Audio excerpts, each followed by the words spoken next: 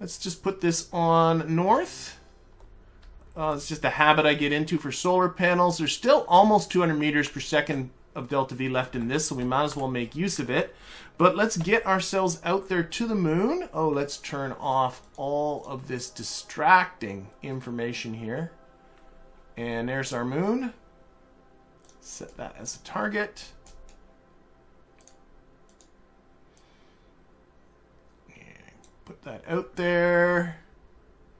Okay, let's focus our view on the moon. Now there is an orbit that we are trying to match. That is for this contract here. So our first contract is going to be matching this specific orbit, and then we're going to tweak it after that. You can see the orbit is a little bit inclined. And I took that into account as well. Hopefully I calculated this all correctly. But what I need to do right now, select this and start tweaking this a little bit. Let's see. Oh, that's the wrong way. Well, this is pretty close already. I just want to get this periapsis to be just above. I'm hitting the time for some dumb reason. Hit the prograde. There we go. Just want to get that periapsis to be just above this outer edge of this orbit. And again, the idea here, we'll be doing a mid-course correction along the line. That's pretty good right there. That's fine. Oh, this orbit is in this mode is in the past. That doesn't help. So we're gonna have to move it. Go ahead and orbit there.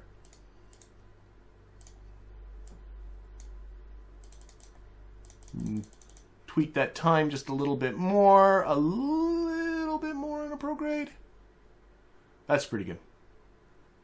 I think so. Like I said, we got to do a correction anyway. Okay, so this burn's coming up in 30 minutes. So let's put the view this way. And let's look how dark the night side of the moon is here. Looks cool. Let's do that.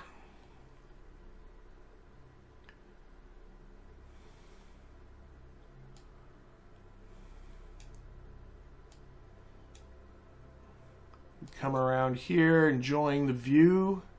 I love seeing the clouds kind of roll and boil down below. I think that looks really good.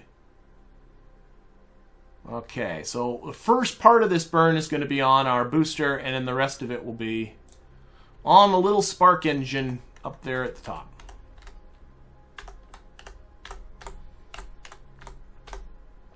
And hopefully we won't have a failure to ignite on that one. That's always a possibility, but if that happens, we'll just stage right away and then go on the other one. Sort of bonus usage out of this anyway.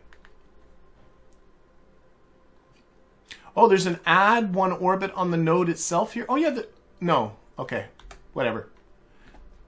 Looking at old comments. Okay, 15 seconds. Not doing any data. Let's put on info. There we go. Okay, 5, 4, 3, 2, 1, and punch it. And we've got to get ready to stage pretty soon. There we are on the little spark. Well done, sir. Well done, little rocket. That one there. The rest of it is just on this fella.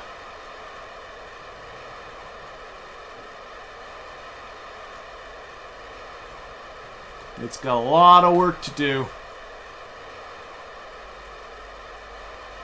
Okay, let's watch this from the moon here.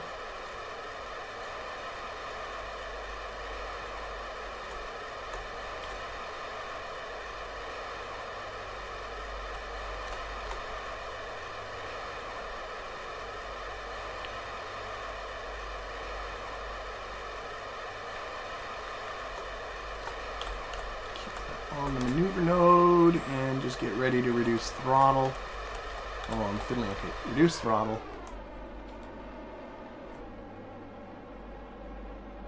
Here it comes. Cut. Ah, it's good enough.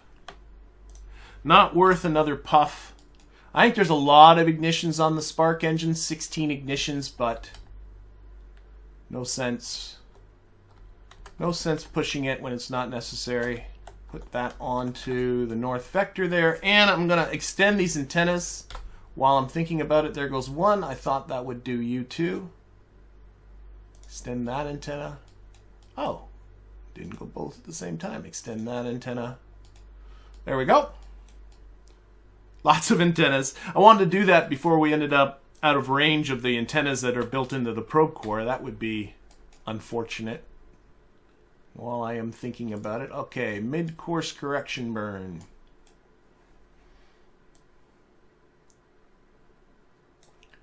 And I want to just, oh, even the way, I love the way this is working out. Like, we're even coming in so that our inclination difference with this target orbit looks like it's going to be kind of all right. That's good.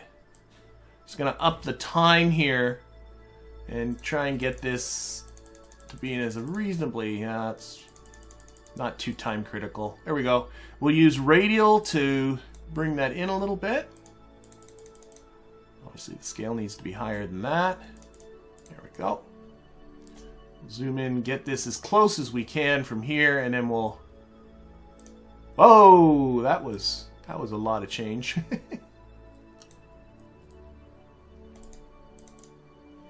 That. A little more radially inwards. A little bit more normally downwards. Downwards as in southwards. That's good. I like that. Okay. Alright, let's get that one done. So, you know, I'm gonna... No, I'm not. I'm gonna be good. I was gonna F5. Because I am a disaster sometimes when it comes to time warping, but I've gotten much, much better at using these warp 2 buttons. It's funny how long it took me to get used to doing that. Okay, I only have a 1 second burn, so I'm going to really reduce the thrust on this a lot. Because at the full thrust, 12 seconds is much better. There, that's good, 7 seconds. And as this is not time dependent really, I can just do this right now. So let's just do it. So am I on the node here? I don't have to wait for the timer to get to 0 or anything. It isn't that time critical, is what I'm trying to say. So let's just do this. Do quick, quick, quick.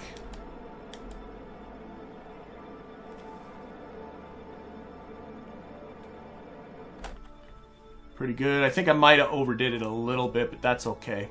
Yep. Again, getting a good spot for the solar panels.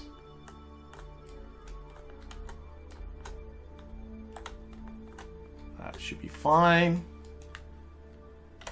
And let's time warp to here. Oop. Where's the moon? Oh, getting more science from that mite experiment. It's doing its job. What much science are we up to now? Where are we here? I'm losing this. 80, holy crap, I've not been keeping track of this. We're at 86 science. 7.5 science from the site experiment. Oh, I'm getting excited.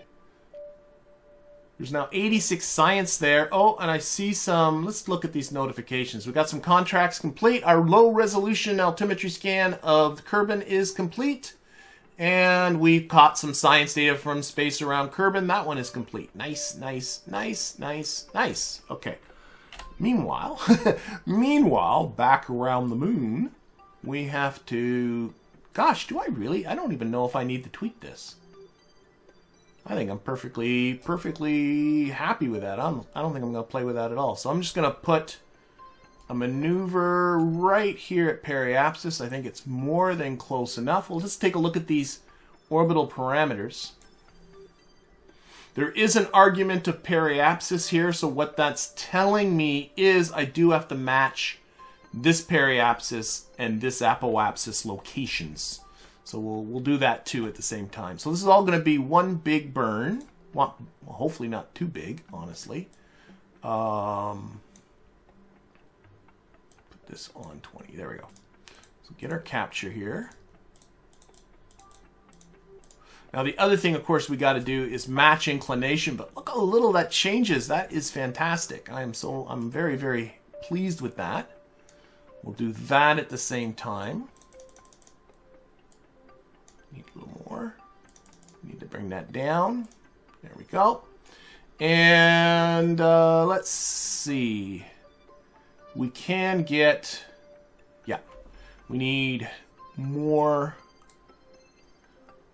We can actually look here. Whoops. Not quite there at periapsis. Let's adjust the timing there a little bit. Whenever that one periapsis gets away on you, that's what's happening there. Okay, let's look. Our target apoapsis is 254.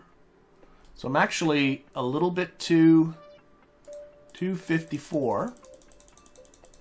In and around there. And we need to have this apoapsis here. And the way we're going to accomplish that is simply by using radial components. So I think if I burn radially inwards, nope, it's radially outwards. There we go. So we got a lot. We got all three components going with this burn. We got some normal, we got some radial. I'm going to get some more retro. There we are. I can see, I need to play with this a little more.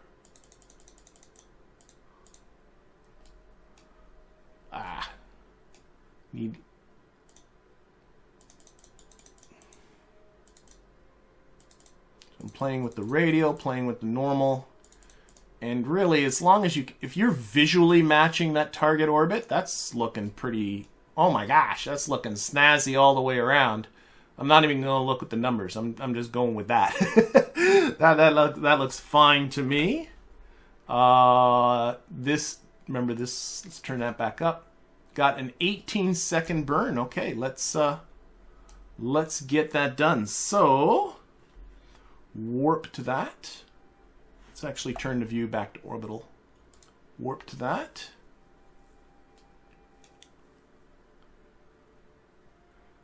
Okay, and retrograde. Here's our moon. And of course, it's not a total retrograde burn. There is some radial parts to this. There is some normal parts to this. So that's why the node is a little bit off of retrograde. And hopefully, we'll get all of these parameters green in just one go. If we don't, we can just do further tweaks so that we do. But that's the first part of this contract, is to do that. All right. About almost 15 seconds to the burn here. We're just going to go right to full throttle right away. And I hope I have this all planned out right with the amount of fuel aboard. Okay, 5, 4, 3, 2, and go.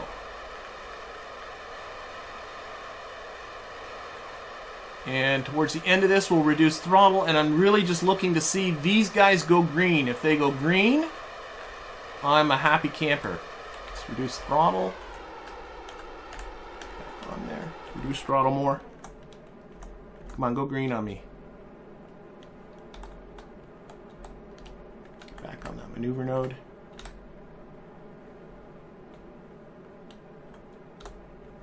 A bit more throttle. Yeah, there we go. This went green here. Close that. We're close enough. Just waiting the obligatory 10. Oh no. Oh, fine print. Fine print gets me again. Do you see it? Do you see it? Have a mystery goo on the satellite. Okay. So this contract is not going to be fulfilled. We will hide you so we don't have to see you. But we did fulfill the relay contract because it never specified the orbit that the relay had to be in. So at least one of those contracts got in. But for the orbital insertion contract, there was a requirement to have a goo aboard that I completely missed. What else is new? However, despite the fact that we did fulfill the contract for the relay, I'm not happy with that. I don't like this as a relay orbit. I want to fix the orbit of this, and my first goal is to fix the inclination, and this is why I brought Kerbal Engineer along. So Kerbal Engineer, you can see, gave me some more data.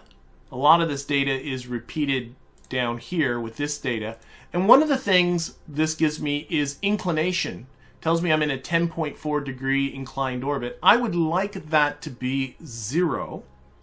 But in order to do that burn, I have to do that burn at either the equatorial ascending node or descending node. And you can estimate where they are. Like if you, it's where the orbit crosses the equator, so in around here. But I would love to have that information. So what I'm going to do is I'm going to open up Kerbal Engineer. I'm going to open up this first HUD here. And we're going to add in some orbital data. So what I am interested in is putting in inclination. There's my inclination right there. And I'm also looking at putting in the time to the equatorial ascending node and the time to the equatorial descending node. I think I'm also going to add in, this is under miscellaneous, I'm going to add in a separator, and we're going to do some organizing all this stuff. There are little arrows here to help you organize. So I'm going to put that inclination up to just after periapsis, time to equatorial ascending node, and time to equatorial descending node. And then we'll move that separator up there. That separates this nicely. So there we go. Right up here at the top, I have my inclination and my time to those things. So what I can do right now is see, oh, I am 19 minutes and 40 something seconds away from the equatorial ascending node. So let's time warp to that. I want to get my inclination down to 0. That's my first step. And I don't, oh no, we should have a signal all right. So let's get ourselves close. So I'm just watching this here. So this is just some information that stock doesn't give me. Oh, did I just time warp right past it? I think I did. Shoot. See how my time warping machine, okay. Just notice it jumped to 1 hour and 59 minutes. But you know what I'll do? I'll try and do it here anyway. So I'm going to put myself onto here-ish. Point myself south. Let's do this here. I'm just going to do this right now. I think I'm right around in the right spot. And all I'm looking at is my inclination.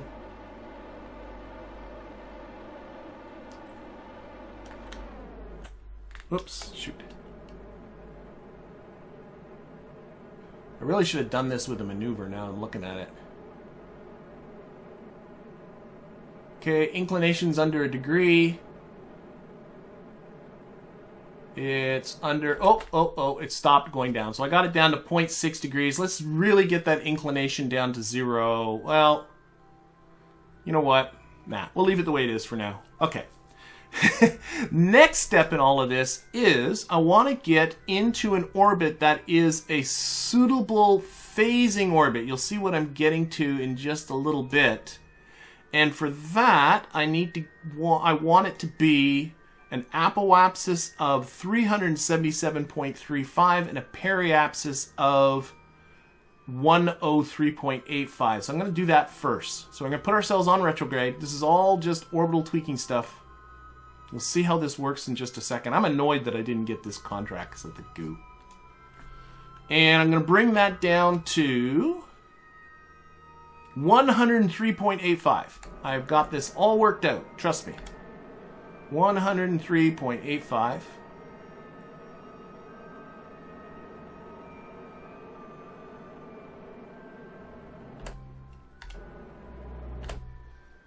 Went a little bit too far, but that's okay. And now what we're going to do is we're going to get ourselves down to periapsis.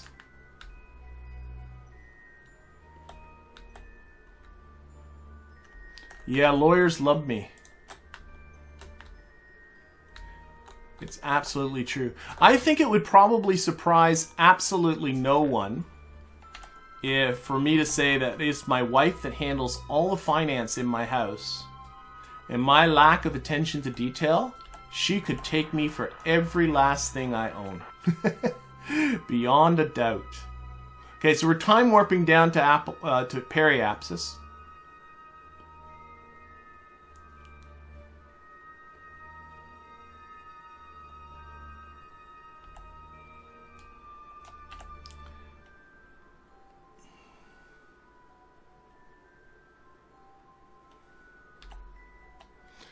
And what we're going to do at this point is increase our apoapsis out and around 377 kilometers. But there's something that's more important to this. And then once I have this orbit, I'll be able to explain all the shenanigans I'm doing right now. So I'm just letting myself getting close to periapsis.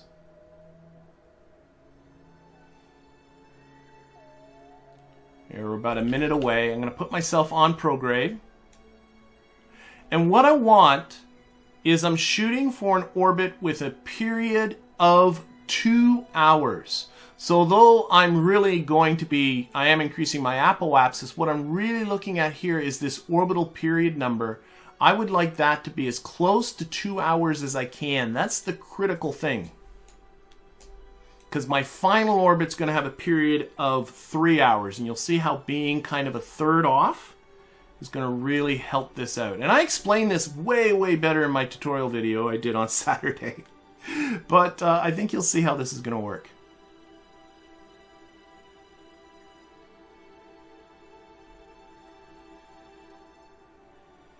Okay. So, let's start increasing throttle here. We're very close. Okay, I'm going to turn down this thrust itty bitty, and I'm looking at the period, and I want that period to be 2 hours. There we go. 2 hours, 0 minutes, and 0 seconds. I still have 7 ignitions on the... I got to be a little bit careful.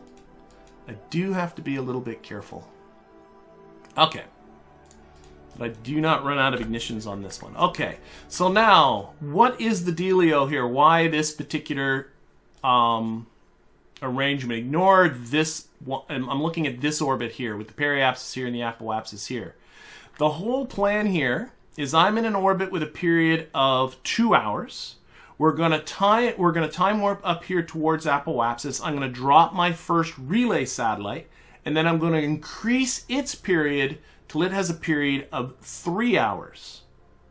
Then we're going to go around, do one more orbit, which again, remember, will take 2 hours, while the satellite we just put in orbit will take 3 hours to go around. In other words, we're going to be, because we're in the higher period orbit, we're going to end up 1 hour ahead of the previous satellite.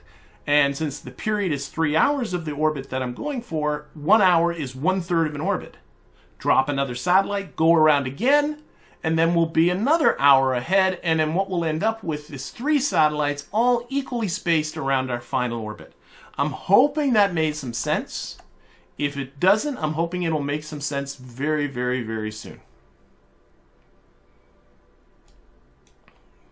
But what we'll end up with is a very good, hopefully very good relay network. All right, so now I'm coming up to apoapsis. I'm going to stop maybe a few minutes before. There we go. That's good. We're going to put this onto the normal vector. And I'm realizing what I should have done was turn down the decoupler force on this decoupler, because this is going to give it a kick for sure. Which way would I like it to kick? Which am I, if anything, I would like it to kick towards the north. So let's do what we're doing. Okay. So these antennas are just deploying. That's fine. We got a good signal with Kerbin. That's fine. Let's decouple this. So decouple. There it goes. Get back on that satellite. I told you we'd get a huge kick. Activate this. All right. This satellite is just about ready for its final insertion. So it is 3 minutes away from apoapsis. Let's get there.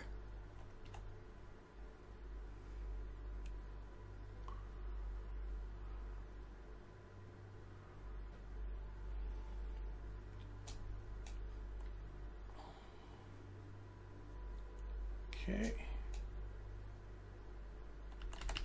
Put that on prograde. I'm probably going to need to turn down this thrust pretty soon because this isn't going to be much of a burn. A little bit closer. And hopefully I will not mess this up. All right, so again, I'm going to give a little bit of thrust. And what I'm looking at is really just the period. That's it. I'm bringing that period up to 3 hours. Need more thrust than this. Let's go. More thrust.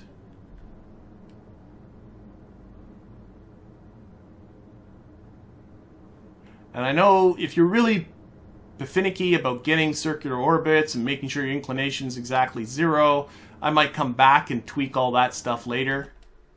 But to be honest, it's the period that's the single. If you want an effective relay network, it's really the period you need to watch. Okay, I'm at 8 seconds away, so I'm going to really turn down this thrust.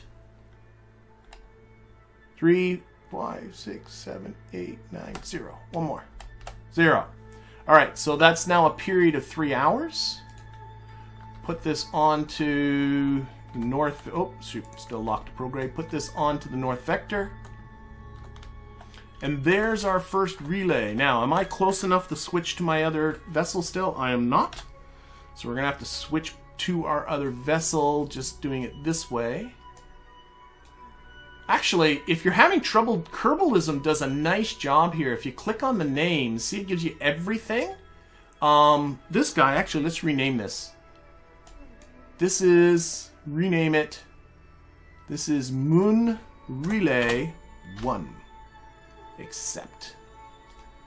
But see, Kerbalism lists all your vessels, and if you actually click on just the little icon of the other one, whoops, should be able to do it. How do you, can't I? Okay, I thought I could do the switch from here. Don't make me a liar. There.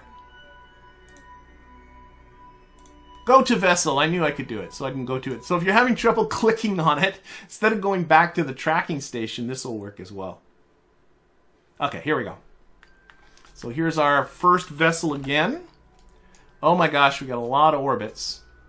But what I want you to watch, we'll do some time warping. So we're in this blue orbit with a period of 2 hours. The satellite we just inserted is in this higher orbit with a period of 3 hours. And what we're going to find is we're going to get around quicker by an hour. You see the relay's already starting to work. Oh, the relay kind of, we lost our contact there, but this will be the end of that. We will have a functional network before this is all done. I'm going to hit time F5 here because if I time warp past, I want to be able to come back. But by the time we get out here to Apoapsis, let's watch from here. We will be exactly 1/3 of an orbit ahead of Mun Relay number 2. I know right now it doesn't quite look like it, but it should be looking pretty good pretty soon. How far are we from Apoapsis? Still 15 minutes. And again, we'll stop a few minutes ahead. There we go. We're about 5 minutes away. Okay, and we're getting ready to now drop our next satellite. Let's see. I thought I put it on 2 for an action group. I did. Excellent. And again, unfortunately, I didn't turn down the decoupler force, so this is going to decouple and then bang into this. It should be okay. So decouple. Oh dear. Can I get this out? Yeah, let's get it out of here. If you, by the way, use separators here, if I used a separator here rather than a decoupler, this platform does disappear. But the issue I have with that is then you got a separator floating around as debris, and that bugs me too. So there's no winning on that. One big thing is to make sure you deploy these antennas before you do this, so that you know, you do have a signal. You still have the ability to control this. All right, it's rinse and repeat. This fella now needs to go into an orbit of 3 hours.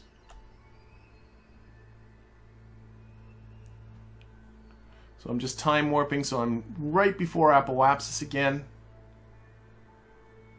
You can see how little fuel, too, is required for these satellites. They don't need much. And there, and put you on prograde. Get ready to put this one up. Fortunately, all of this is happening on the night side of the moon. That's unfortunate. I hope people can see this all right. I have a monitor that actually handles blacks really, really well, so I sometimes don't notice how bad this is on YouTube and the like. Okay, throttling up.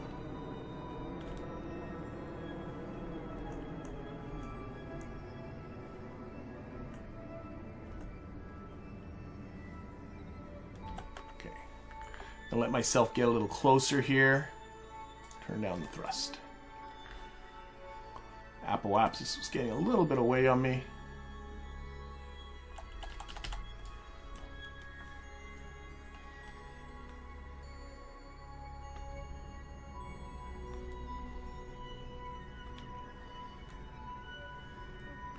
Okay, we're at 55 minutes, 57 minutes, 58 minutes. Oh my gosh, keep getting lots of ignitions on the ant engine. Look at that. 75 ignitions on the ant engine. I don't have to worry about that. Okay.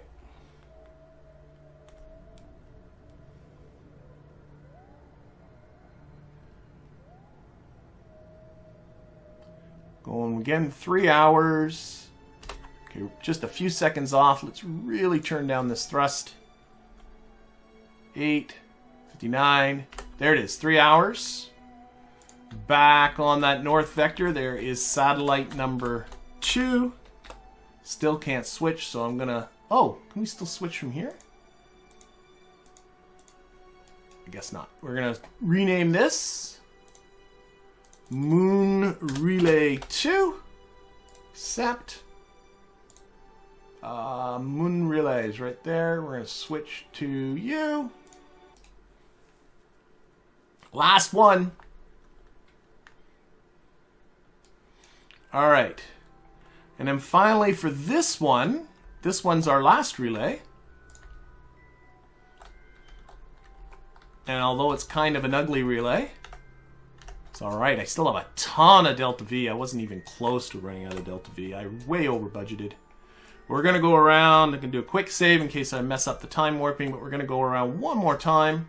Let's put on more of these lines here so we can see how these guys are all starting to communicate with each other. So again, this is us. This is our Mun Relay 2 we just dropped. This is Mun Relay 1. Come around. And this should provide pretty close to full coverage of the moon. Gonna get a nice equilateral triangle out of this.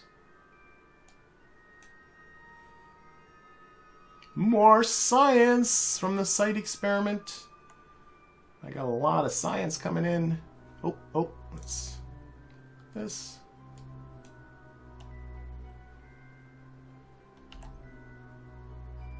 And this one, there's no more satellites to drop. This is the last relay all by itself. Let's get ready here.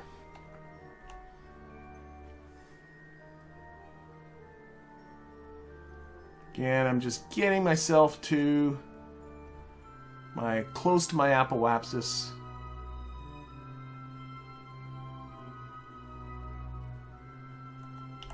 Okay.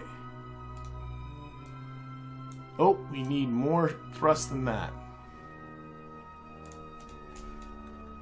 Okay, put you on prograde. Again, 3 hours is the magic number. Okay, let's do it.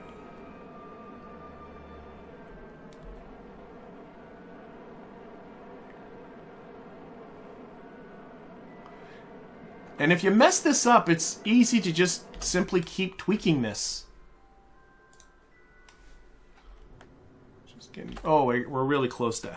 Let's push the apoapsis away. Let's get closer to it again.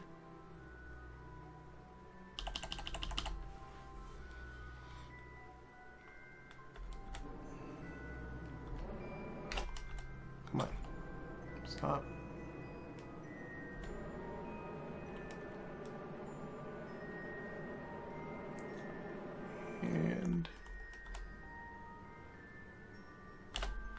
Okay, really little on the thrust. Let's do this one more time. Okay, 53, 54, 55, 56, 57, 58, 59. There we go, 3 hours.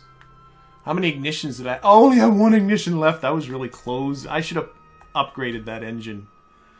That was really close to not having enough ignitions to finish this off. But it's there. It's done. Let's take a look here. So there are our 3 satellites. You can see they make a nice... Center this on the moon. A nice equilateral triangle. So from here on in, we can... I can put stuff in orbit around the moon. Doesn't matter if I'm on the far side. We should be able to have contact anyway. In fact, you can see this guy is on the far side of the moon, and it's talking with the other 2 without a problem. The one thing, actually, when it comes to relays, is with this network I set up here, the one place they might have trouble with is right at the poles. I'm not 100% sure because I'm not 100% sure how KSP deals with the terrain and the communication lines going through the terrain. And if you had something on the surface really close to the poles, I might have a problem. So what I might do at some future date is just put another 3 in a polar orbit, same idea, and then you know you got 100% coverage over everywhere on the moon. But with that... Let's time warp so we're in the sun. With that, we have ourselves this nice relay network. This should work and stay reasonably stable and relative with each other. I might come in here and tweak them just a little bit, get the orbits closer to being circles and get the inclination right down to 0, but I'm not going to do that right now. It takes too much tweaking, too much time. I know the network is perfectly functional.